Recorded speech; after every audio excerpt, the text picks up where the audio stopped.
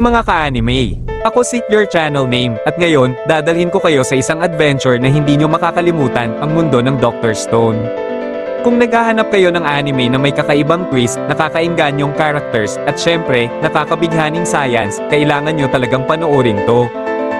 Imagine nyo, isang biglaang pagbabago ng mundo.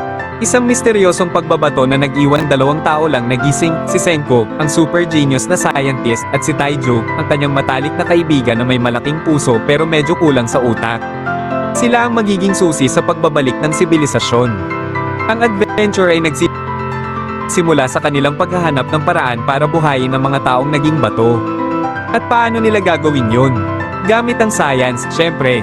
Si Senko, na parang modern-day Da Vinci, ay nag-iimbento ng mga gamot, tools, at teknolohiya gamit lang ang mga resources na mahahanap niya.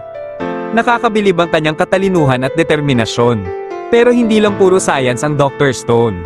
Mayroon ding action, comedy, at nakakaintrigang mga characters.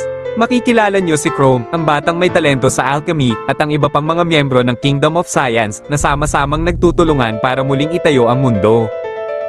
Ang pagbuo ulit ng sibilisasyon ay hindi madali.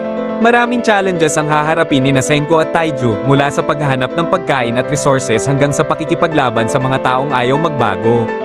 Pero ang saya-saya panoorin kung paano nila nilalabanan ang lahat ng ito gamit ang kanilang talino, tiyaga, at pagkakaibigan.